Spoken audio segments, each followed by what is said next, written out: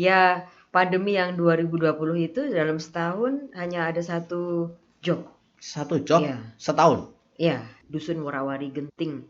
Ada rumah yang terbuat dari besek ya, dari gedek menggoda saya untuk wawancara. Saya gali ceritanya, ternyata ibu yang terlunta-lunta dengan satu anak, tidak punya tempat tinggal, itu pun rumah gedek itu hasil warga yang urunan 25.000 sehingga terwujud rumah itu untuk sekedar berteduh. Assalamualaikum warahmatullahi wabarakatuh. Selamat siang, salam sejahtera untuk kita semua pemirsa Jateng Pos TV. Berjumpa lagi dengan saya Jan Saidan dari channel YouTube Jateng Pos TV, yaitu Koran Jateng Pos edisi YouTube. Kali ini kita bersama Mbak Sinta Ardan, seorang wanita, seorang perempuan yang bagi kita Kobras kali ini ngobrol santai adalah yang pertama ya, dengan sumber perempuan. Biasanya? Ini cukup istimewa bagi kita juga ya.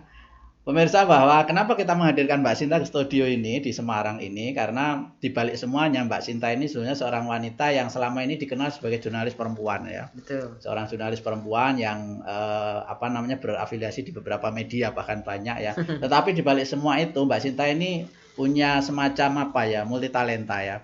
Seorang jurnalis perempuan, kemudian juga seorang host ya. Seorang MC, seorang host, dia host di televisi, kemudian juga di radio, kemudian juga MC-MC kondang yang sudah selama ini membawakan acara di banyak hal di Kota Semarang dan sekitarnya, mulai dari wali kota sampai gubernur ya. Iya. Kemudian di balik itu semua juga ada talenta yang lain. Beliau ini juga seorang komedian ya, seorang komedian, kalau saya bilang juga mungkin juga pelawak itu ya. Karena sering tampil komedi dengan beberapa pelawak juga. Bahkan MC juga kadang dibawakan dengan pelawak-pelawak MC ya. humor. Oke, Mbak Sinta, mungkin dalam dunia MC kita kepingin tahu nih ya, dalam kondisi sekarang pandemi ya sudah 2 tahun. Dunia hiburan mati suri ya. Mungkin MC juga. Gimana kondisinya MC selama pandemi ini, selama 2 tahun? Jobnya bagaimana, nasib para MC gimana? Jangan sebagai MC kondang, apa sih panggah laris, apa blas ora laku gitu? Ya, pandemi yang 2020 itu dalam setahun hanya ada satu job.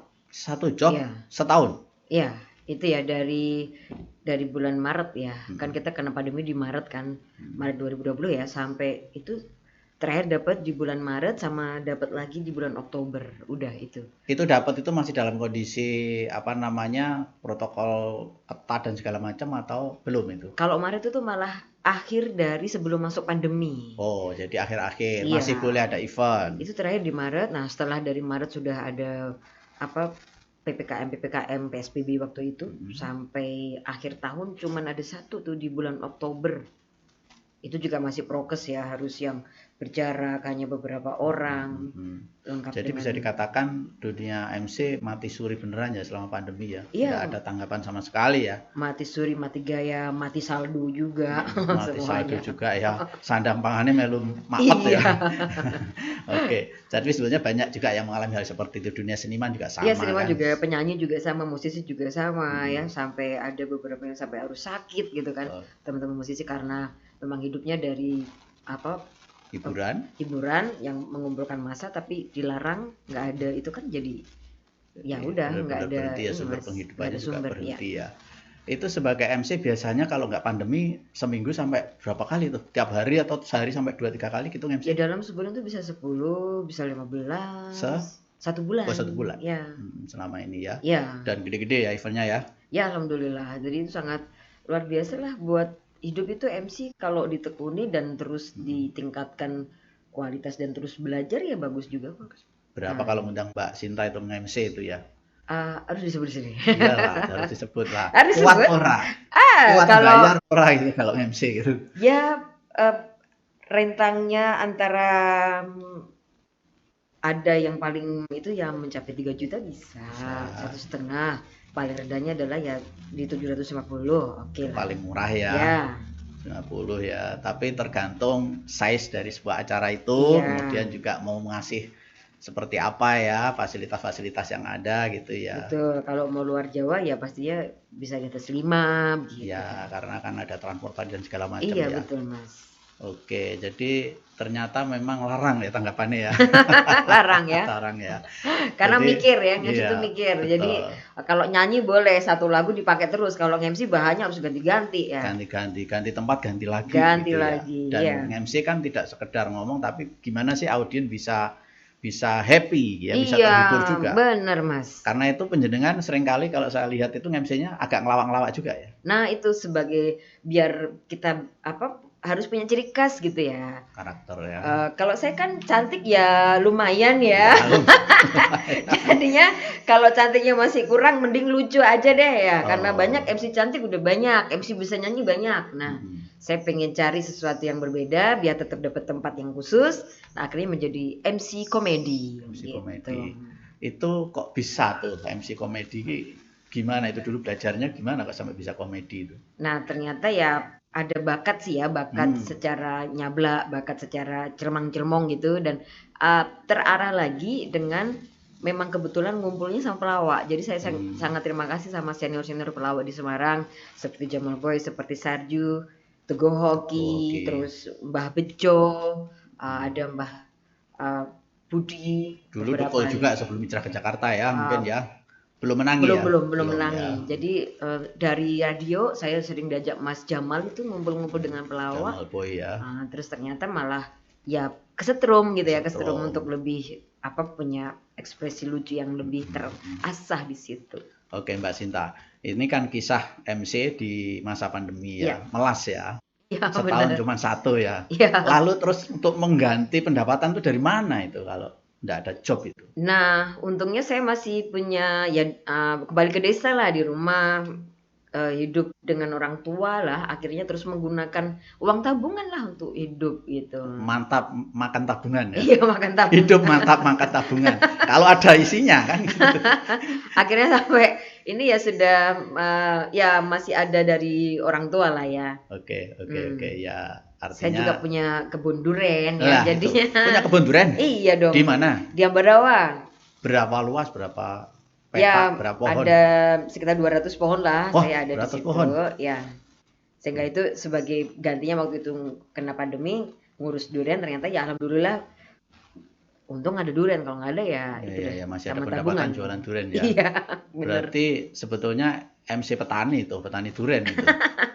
Akhirnya MC-nya saya promo duren sendiri. Oh gitu. Yang beli teman-teman Jateng Kos banyak loh. Ya, datang ke sana ya. Iya. Ke sana. Tapi musiman ya kalau iya, duren musiman. Ya. Tapi bersyukur punya kebun duren lah ya. Alhamdulillah. Jadi MC-nya mempot mati ya tah, Mas. Iya. Saya bergeser begitu. Oke, Mbak Sinta kan MC kondang ya, selama ini yang sering saya dengar tuh wali kota, gubernur, sudah hal biasa ya, event-event besar ya, nasional gitu ya selama ini ya. Iya.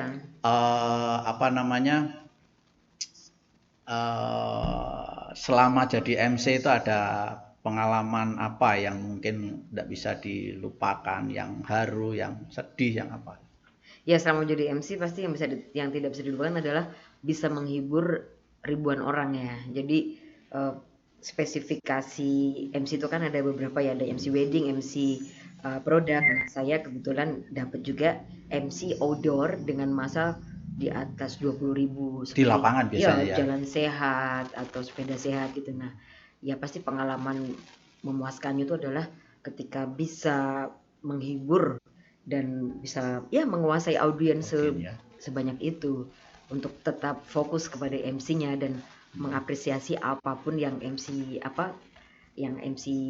produksi ya, lewat produksi kata atau produksi humor gitu. Gitu. Betul ya Pak Wali Kota, acara Pak Gubernur sudah biasa ya. Iya, jadi memang ya.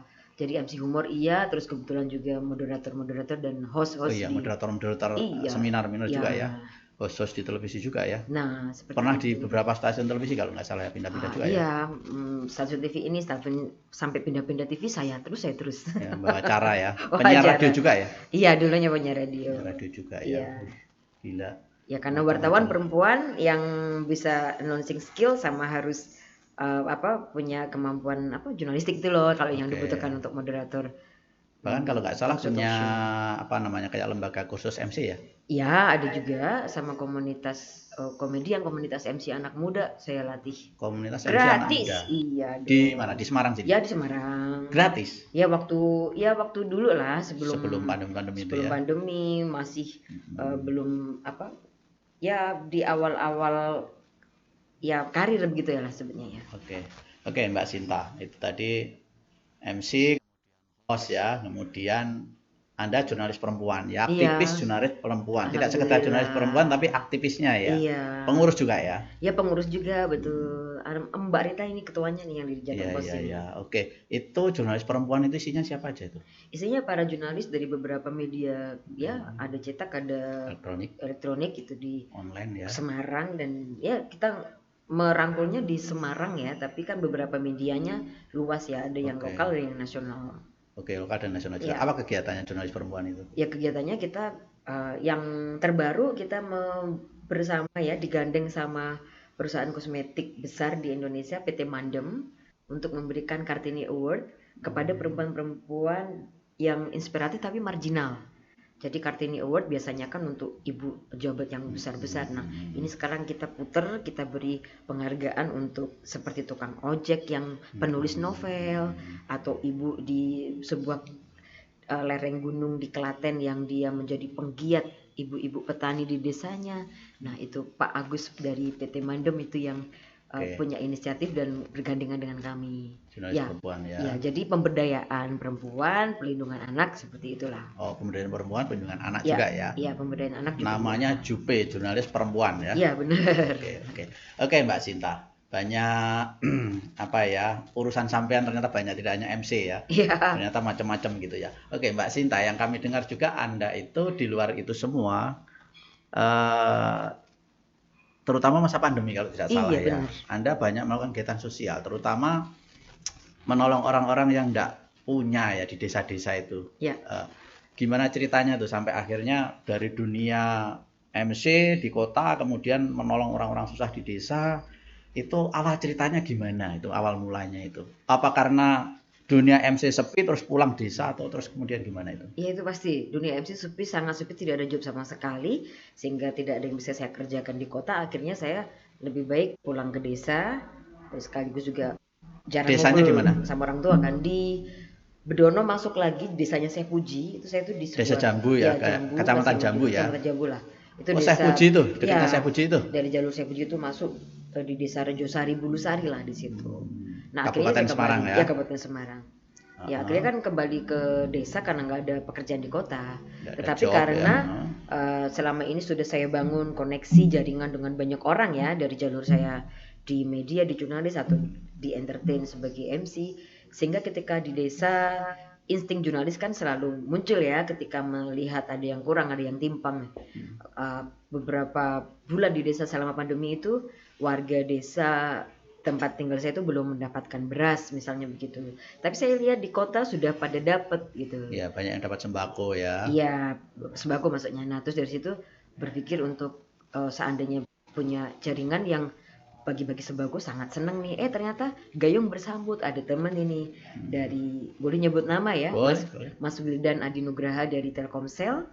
Itu sedang giat dengan teman-teman sesama ya pemuda yang dari serikat pekerja yang senang bersedekah, itu punya program sangat panjang bagi-bagi sembako. Akhirnya saya daftar aja, minta sembakonya dong untuk warga saya di Kecamatan Jambu. Dikasih terus mas, 1 kali, 2 kali, 3 kali, sampai ada 5 kali. Nah, di dalam pembagian sembako itu kan kita rata ya, dari desa ini sudah, desa sebelah, desa sebelah. Pada pembagian yang kelima itu saya bersama dengan tim relawan. Itu tahun berapa itu? 2020 ya, ya sudah pandemi ya, karena ada pandemi pulang kampung itu ya. Iya. Terus? Nah, bersama dengan tim relawan ikut bagi-bagi beras. Nah, ketika bagi-bagi beras itu kan ketemu sama warga, masuk rumah. Ada beberapa warga yang masih menarik ya dari bentuk rumahnya. Yang saat itu sangat menarik perhatian adalah di Dusun Warawari Genting. Ada rumah yang terbuat dari besek ya, dari gedek yang sangat sederhana. Bambu ya. Anyaman bambu ya. Yang itu bukan untuk orang sebenarnya, itu rumah bambu yang biasa digunakan untuk rumah jamur. Oh, jamur. Ya. Nah, itu kok bisa menjadi rumah orang dan tanahnya masih baru. Sepertinya ini dulu ladang yang sengaja didirikan. Nah ternyata kisahnya menggoda saya untuk wawancara. Saya gali ceritanya, ternyata ibu yang terlunta-lunta dengan 1 anak, tidak punya tempat tinggal. Itu pun rumah gedek itu hasil warga yang urunan 25.000, sehingga terwujud rumah itu untuk sekedar berteduh. Nah di situ Dan saya, bukan tanahnya sendiri juga mungkin ya? bagaimana? Bukan tanahnya sendiri juga Tanahnya mungkin? sih sendiri Oh, ya, punya punya tanah sendiri. sendiri. Tapi kan itu sudah menjadi ladang yang awalnya. Tapi kalau udah dijadikan rumah kan otomatis nggak punya apa-apa lagi kan, hartanya kan. Nah dari situ saya ngelihat ibu ini cukup kasihan, apalagi single parent, apalagi anaknya udah besar, kamarnya 1, udah rumah gede kamarnya 1. Nah dari situ saya pikir harus dipisah kamar nih, remaja ini dengan ibunya. Anak dan ibunya ya? Iya, terus kok nggak punya kamar mandi pula, apa-apa nunut di rumah tetangga atau di kali. Nggak gitu ada kan. WC, jamban sama sekali? Sama sekali tidak ada. Nah, dari situ sekedar saya menyusun narasi, menyusun cerita, saya gali, wawancara, dan saya susun itu, saya bagi ke teman-teman jurnalis perempuan. Ada kasus seperti ini, apa yang ide kalian apa? Ada yang bilang laporkan saja ke pemerintah di level ini, level ini. Saya pikir lapor nanti kelamaan ya. Ada ide lain nggak? Saya tunggu gitu, ternyata ada teman yang langsung kasih duit gitu, 250 nih buat beli anak itu apa gitu. Saya pikir oke deh, saya tidak muluk-muluk, saya ingin membelikannya sepatu gitu. Ternyata dari uang masuk 250 saya jadi berpikir kok narasi saya menyentuh ya untuk orang berdonasi, akhirnya saya buka saja cerita ini, saya gunakan untuk mencari dana untuk ibu tadi ya. Dalam waktu 5 hari dapat 5 juta. Programnya apa waktu itu yang ditawarkan? Ya saya bukan menawarkan program, saya menawarkan kisah. Ini Cuman kisah, menceritakan ada orang susah kayak gini loh ya. Ada orang susah, single parent yang rumah saja dibantu oleh warga dengan iuran 25.000. Ibu ini belum punya kamar, belum punya kamar terpisah. Saya ingin membuatkan kamar mandi dan kamar terpisah untuk putranya. Akhirnya 5 juta yang di 5 hari pertama langsung masuk nih di kamar mandi kan jadi tuh. Itu uang siapa aja tuh yang? Uang teman-teman saya, teman-teman jurnalis, teman-teman jurnalis perempuan MC, juga itu ya? Ya teman-teman penyanyi, klien-klien MC. Klien-klien MC selama di kota ya? Benar. Berapa hari terkumpul 5 juta? 5 hari. 5 hari terkumpul 5 juta ya? Itu juga murid-murid saya ya, murid saya di kampus, murid saya di seminar. Saya gunakan jejaring saya yang sudah saya rawat selama ini, yang kenal baik. Modal handphone lah pokoknya. Modal kuota Mas, modal kata-kata saja. Kuota, kata-kata, dan HP aja ya? Iya, HP saja. Dengan kisah-kisah begitu. Akhirnya 5 hari kok jadi kamar mandi. Tapi setelahnya saya masih melihat rumahnya sudah digerus sama rayap, digerus sama werok. Jadi ibu ini harus diselamatkan. Juga ini kan bantuan warga, kalau kita nggak selamatkan roboh kan. Betul. Awalnya dibantu warga iuran ya. Iuran, bawahnya masih 25.000 tanah ya. Dan hanya gede. Akhirnya kan saya berpikir untuk nyari lagi, tapi teman-teman udah terperas. Siapa yang harus saya hubungi lagi? Akhirnya ada saudara sih. Saudara saya, sepupu saya, dia seorang TKW yang sekarang udah jadi pengusaha di Taiwan. Ya dia udah punya supermarket lah di Taiwan sekarang. Sukses lah ya. Sukses gitu. Dan memang dia rajin berderma. Ada Dek Casey di Taiwan itu. Saya kasih kisah singkat, langsung kasih 5 juta. 5 juta tuh alhamdulillah bisa untuk mengangkat tanah itu menjadi tersemen ya. Lantainya ya. Lantainya tersemen, dan separuh gedek itu udah bisa kita ganti dengan batako. Oke. Sudah beres nih dengan batako. Kok anaknya nih masih kekurangan biaya nih sekolah sama hidupnya harus berkepanjangan kan, berkelanjutan. Ada teman yang akhirnya memberikan bantuan klien MC punya motor bekas masih bagus. Dikasihkan motor bekasnya. Ya motor anaknya ya. Mbak Arum tadi nih yang ada di sini tadi nih. Ini ada, saya itu tinggal menggodanya tuh dengan tulisan anak ini harus sekolah 5 kilo naik turun. Ya, jadi itu kan ahlinya ya. Ya ahlinya. Membuat orang yang susah menjadi lebih kesannya susah banget. Dan berhasil. Tapi kan positif ya. Kan positif. Akhirnya ada yang ternyuh, ya ini ada di rumah motor bekas, bisa mau pakai nggak? Jelas mau lah, motornya masih bagus, terawat. Akhirnya kita ambil nih, bawa sama warga setempat, kita bawa mobil bak terbuka untuk ngambil motor itu masuk. Terus ada lagi yang kisah yang masih saya terus tulisan-tulisan bukunya masih muncul, ada yang nitip kambing coba Mas. Nitip kambing. Kambing untuk kelanjutan kelangsungan Ekonominya. Ibu itu. Dikasih berapa kambing tuh? Ada 2 teman yang mengasih kambing, ada Mas Kolis ya, sama Mas Wildan tadi ngasih kambing. Sama biaya sekolah juga adalah yang membantu sampai setahun. Kambing hidup untuk diternak ya. Iya. Luar biasa. Nah, pokoknya dari itu saya total bantuan untuk Ibu Riyati dan anaknya tadi. Namanya Ibu Riyati dan anaknya. Iya, ada kalau sekitar saya dapatkan baik barang ataupun apa itu ada diuangkan gitu. Iya, itu ada 18 juta ada. 18 juta ya. Nah, biasa. Itu ada sisa uang sedikit, ada nenek-nenek di rumah sebelah yang sepertinya ini mesake juga nih gitu. Ada nenek namanya Mbah Suliem, hidupnya itu melangsungkan hidup itu dengan jualan ramban. Mas tahu ramban nggak? Tahu. Ini pakan kambing. Iya, jadi ada beberapa pohon di daun-daun kan? Daun-daunnya itu dijual untuk nanti diganti dengan sekian uang untuk beli beras, beli gula, gitu kan. Sama rumahnya saja yang bagian depan sudah dijual keponakan. Dia tinggal di dapur dan ruang depan itu yang dijual untuk makan tiap bulan, nanti sehabisnya sematinya mbah itu gitu. Kalau uang udah habis mbah masih hidup, dari mana coba? Betul. Dia cuma punya rumah yang di dapur yang masih kondisinya sudah sangat buruk, mau roboh, mau apa, kotor sekali. Akhirnya saya pikir untuk sekedar memberikan kebahagiaan singkat ya, saya bedahkan dapur itu menjadi lebih sehat dan luas dan bersih. Layak gitu. Ya. Itu di tempat yang lain. Sama di dusun Warawari. Oh, di satu dusun. Tapi orang yang berbeda kan? Orang yang berbeda. Itu sudah dapat dapur yang bagus. Sekarang yang di sebelahnya dapurnya juga sempit, kamarnya sempit. Ada sepasang suami istri mbah-mbah namanya Mbah Paimin dan Mbah Yarmi. Kamarnya cuma 1 meter Mas, kali 1,5. Kalau tidur tuh kakinya udah keluar gitu kan. Keluar kamar ya, keluar amben gitu. Ya sudah, akhirnya apa ini yang dibutuhkan untuk sedikit kebahagiaan ya. Akhirnya saya bikinkan bersama dengan teman-teman jejaring. Ini makasih ya bantuannya atas ini dari teman-teman jurnalis MC. Akhirnya di sesi yang Mbah Suliem dan Mbah Paimin ini saya singgol ke salah satu anggota DPR di Jawa Tengah, ada Pak Reza dari Gerindra, itu yang memberikan bantuan ke situ. Bantuan juga ya akhirnya ya.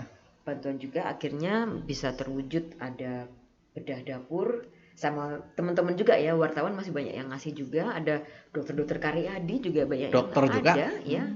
Berjejaring itu para pembeli duren ya, yang saya jawil ternyata. Selama ini kenal itu ya. Akhirnya kamar itu bisa longgar, ada lemarinya, wah udah dipandang dengan penuh sorot kebahagiaan. Jadi memang level kebahagiaan itu ya, kita ikut bahagia ketika menyaksikan mereka bahagia ya. Betul Mas. Bahkan seringkali sebenarnya yang bahagia kita duluan ya. Benar, alhamdulillah. Gitu. Kita bahagia sekali. Kalau urusan sosial begitu. Iya. Itu di 2020.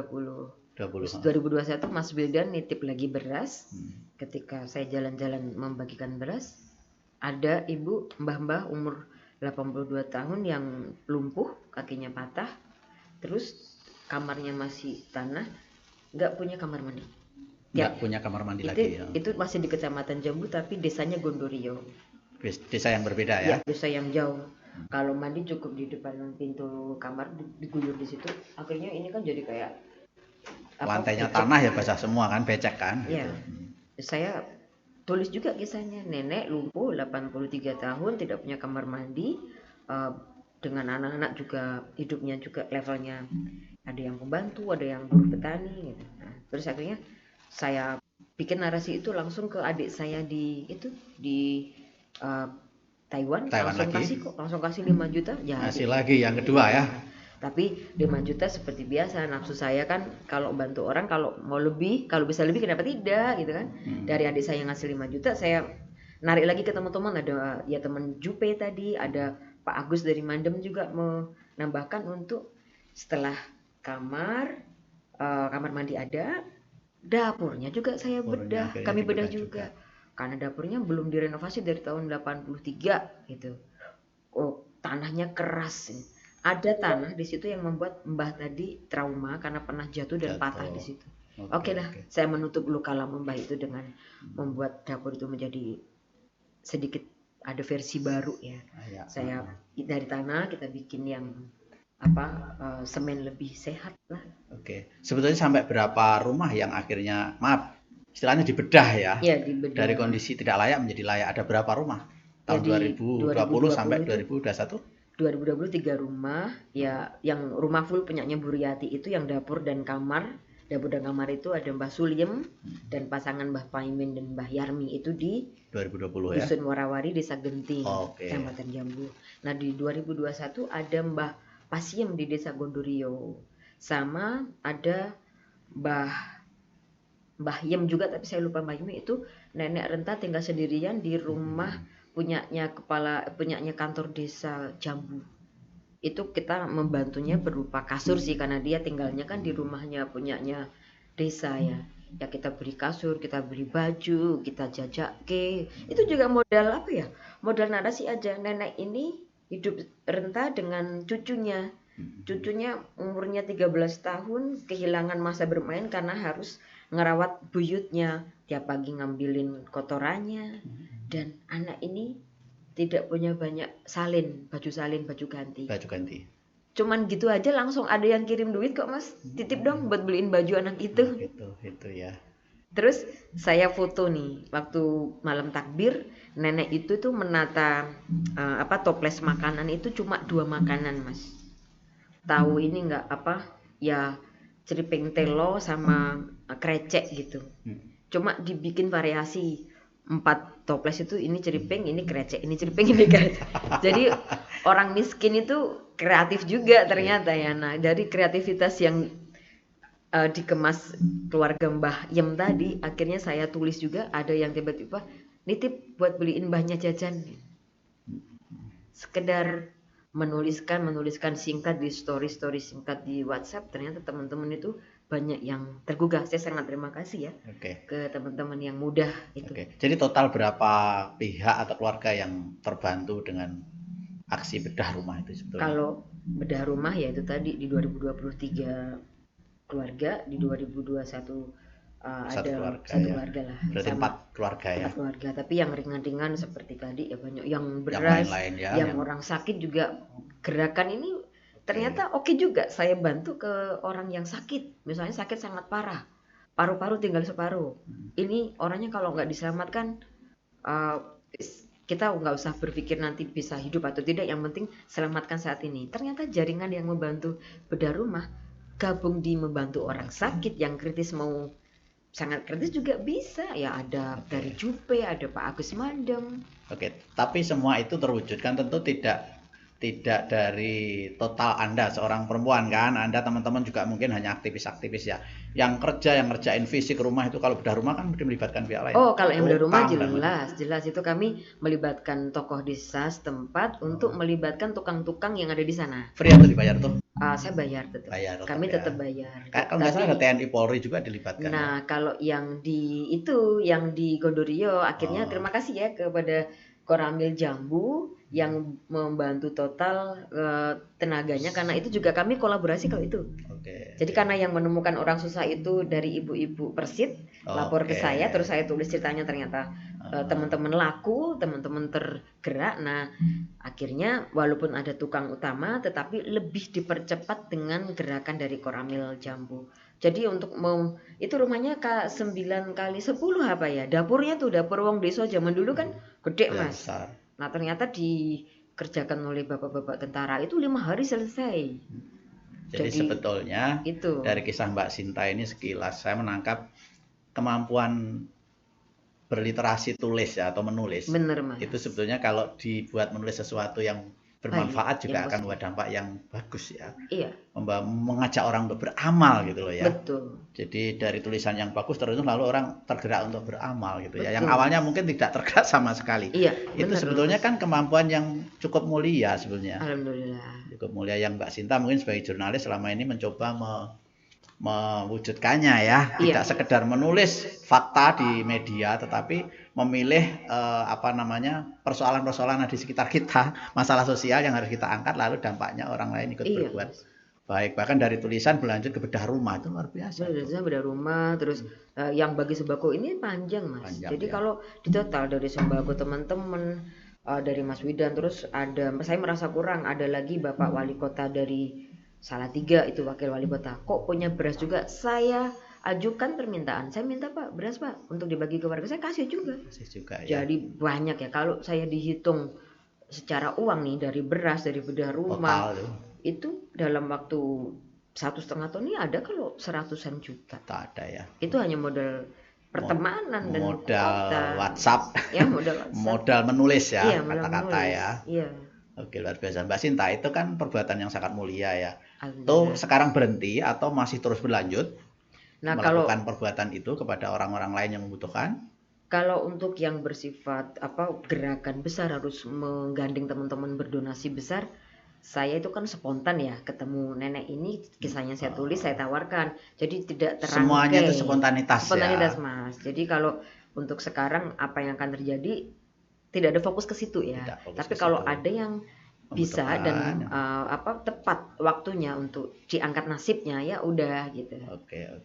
Tapi kalau enggak ya udah saya kembali lagi ke aktivitas saya Habitat di media, semula ya, di panggung, sebagai seorang jurnalis profesional ya. Iya. Oke, Mbak Sinta pengen ngobrol banyak kita tentang apa ya perbuatan-perbuatan mulia itu. Tapi waktu juga kita yang membatasi di segmen ngobras ini paling 20-25 menit. Ya.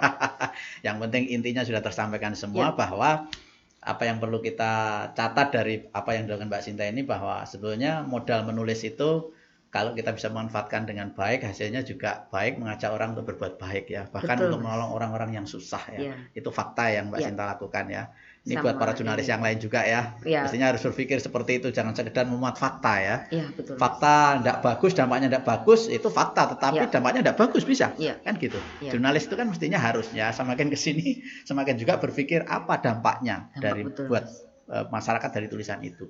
Jangan sekedar ini berita layak tayang kan atau layak muat, tetapi bagaimana berita itu dipilih lalu membawa misi yang positif, kemudian untuk kebaikan bahkan untuk menolong orang.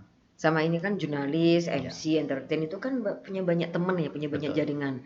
Nah itu bisa dong dimanfaatkan teman-teman itu untuk ada saatnya kita manfaatkan tidak hanya sekedar untuk profesional uangnya, tetapi juga untuk kegiatan sosial kan gitu ya. Toh ketika mendapatkan pahala bukan untuk saya saja kan, pahala dan kemudahan jalan akhirnya dari dampak itu kan kembali ke mereka juga, ke teman-teman saya ya. Oke, Mbak Sinta, thank you banget. Makasih ya teman-teman dermawan yang mendukung aksi sosial selama jurnalis ini. Perempuan, seorang host, seorang komedian tetapi sangat mulia. Amin. Yang patut kita pelajari bersama-sama dan bahkan kita contoh lah ya. Amin. Sekali lagi Mbak Sinta, terima kasih apa yang disampaikan, mudah-mudahan bermanfaat buat kita untuk pencerahan kita semuanya. Pemirsa, demikian apa yang kita obrolkan dalam ngobrol santai tetapi sebetulnya serius ya. Santai tapi serius dengan Mbak Sinta Ardan. Dia adalah seorang MC, seorang host, seorang komedian, seorang jurnalis, bahkan aktivis jurnalis perempuan, tetapi belakangan memanfaatkan profesinya itu untuk menolong orang-orang susah di sekitarnya di daerah Desa Jambu di Kabupaten Semarang. Bahkan dalam waktu 2 tahun ya, hampir 2 tahun ya, dalam masa pandemi ini sudah membedah 4 rumah ya, selain membagi-bagi sembako dan menolong orang yang lainnya. Terima kasih sekali lagi. Saya John Zaidan, kurang lebihnya mohon maaf. Assalamualaikum warahmatullahi wabarakatuh.